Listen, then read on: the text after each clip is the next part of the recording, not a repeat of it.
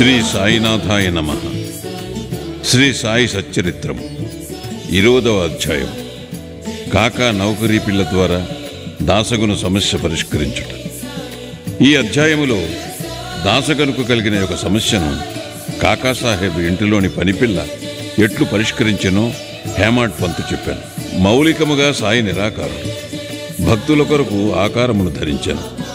ఈ మహా జగన్నాటకమునందు మాయను నటి సాయముతో వారు నటుని పాత్ర ధరించారు. సాయిని స్మరించి ధ్యానింతముగాక. షిరిడీకి పోయి అచ్చట మధ్యాహ్న హారతి పిమ్మట జరుగు కార్యక్రమమును జాగ్రత్తగా గమనింతము.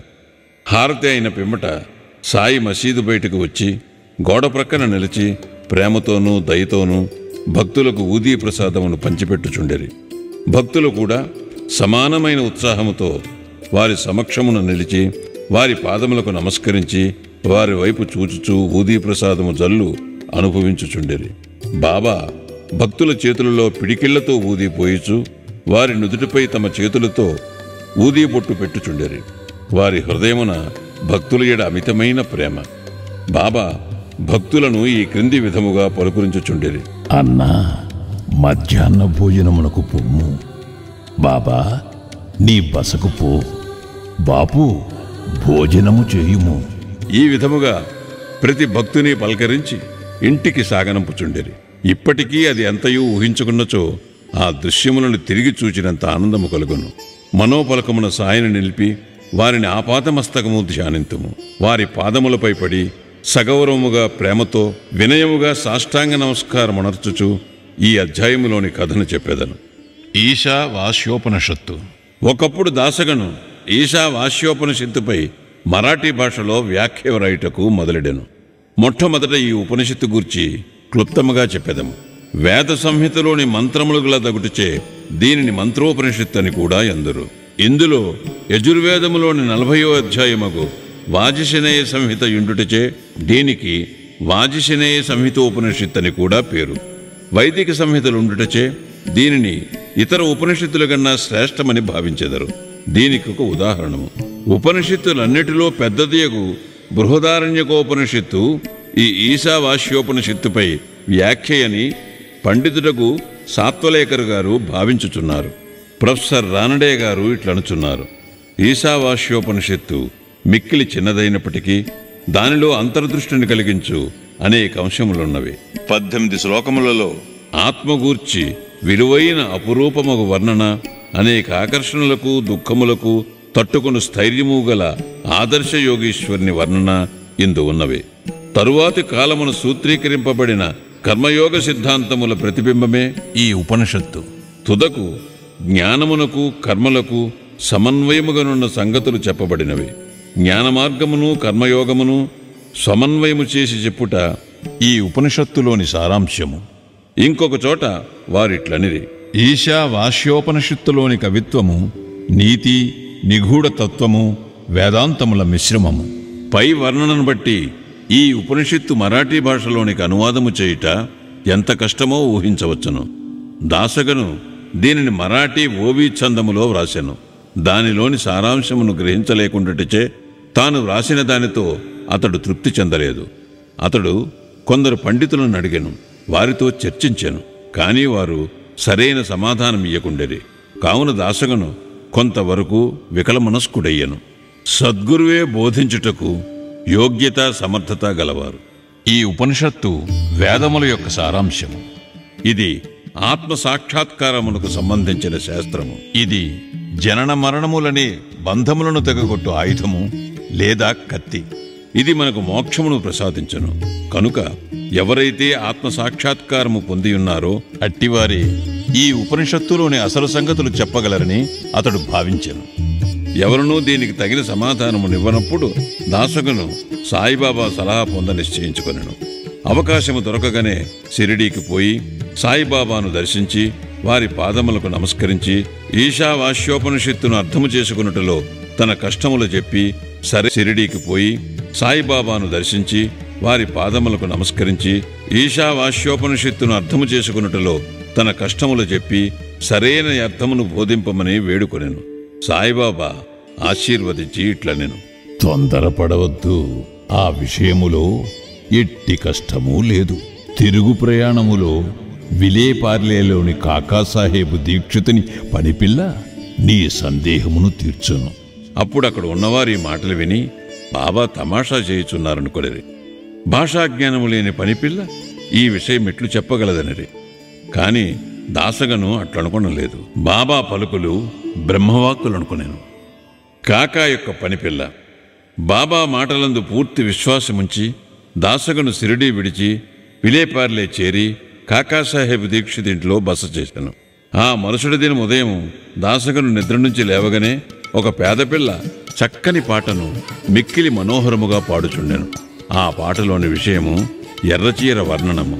అది చాలా బాగుండెననియు, దాని కుట్టుపని చక్కగా నుండిననియు, దాని అంచుల చివరలు చాలా సుందరముగా నుండిననియు ఆమె పాడుచుండెను. ఆ పాట నచ్చుటచే దాసగును బయటికి వచ్చి వినెను. అది కాకా పని మనిషి నామ్యా చెల్లెలు పాడుచుండెను.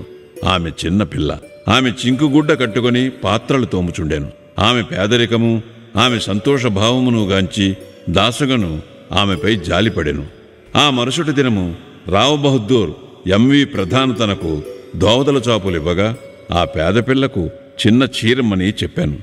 రావ్ బహదూర్ ఒక మంచి చిన్న చీరను కొని ఆమెకు బహూకరించాను.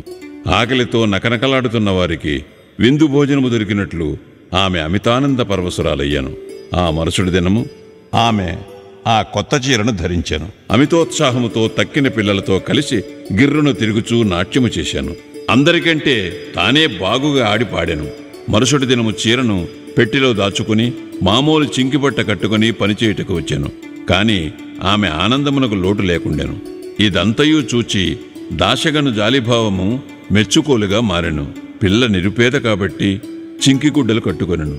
ఇప్పుడు ఆమెకు కొత్త చీర కలదు, కాని దానిని పెట్టిలో దాచుకొనెను. అయినప్పటికీ విచారమనున్నది గాని నిరాశ అనున్నది గాని లేక ఆడుచూ పాడుచుండెను. కాబట్టి కష్టసుఖములను భావములు మన మనోవైఖరిపై ఆధారపడి ఉండునని అతడు గ్రహించాను.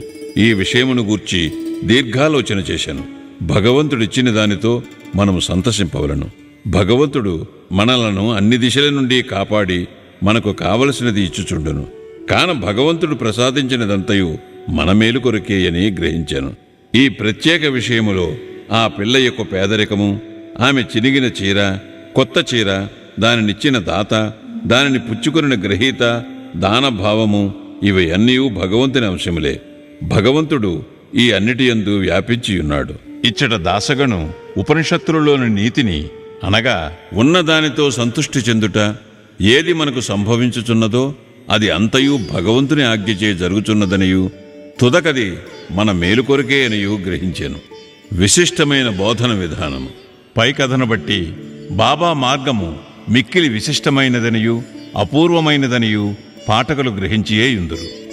బాబా షిరిడీని విడువనప్పటికీ కొందరిని మచ్చింద్రగఢ్కు, కొందరిని కొల్హాపూర్ గాని షోలాపూర్ గాని సాధన నిమిత్తము పంపుచుండాను.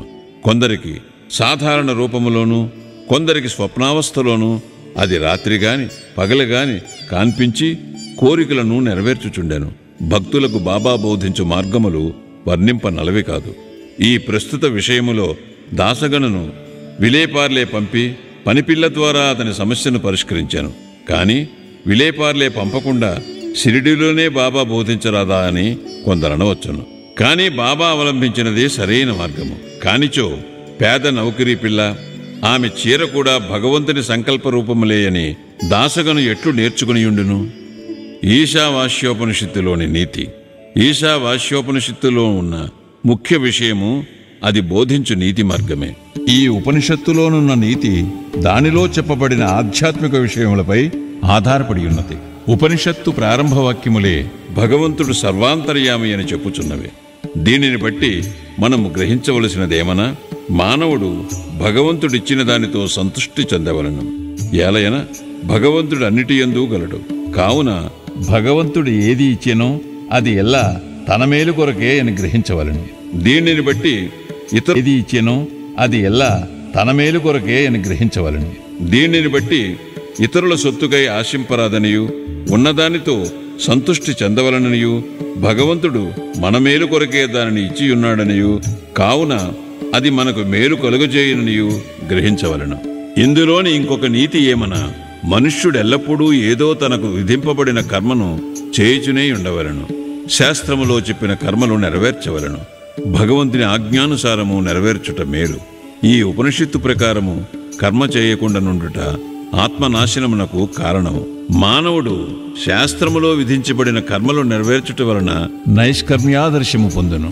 ఏ మానవుడు సమస్త జీవరాశిని ఆత్మలో చూచునో, ఆత్మ అన్నిటియందు ఉండునట్లు చూచునో, వేయేల సమస్త జీవరాశియు సకల వస్తువులు ఆత్మగా భావించును.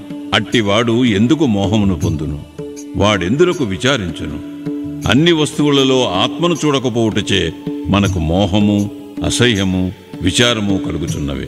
ఎవడైతే సకల వస్తుకోటిని ఒక్కటిగా భావించునో, ఎవనికైతే సమస్తము ఆత్మయుగును, అతడు మానవులు పడు సామాన్య బాధలకు, దుఃఖ వికారములకు లోనుకాడు. శ్రీ సాయినాథాయ నమః. 20వ అధ్యాయం సంపూర్ణం. సద్గురు శ్రీ సాయినాథార్పణమస్తు. శుభం భవతు.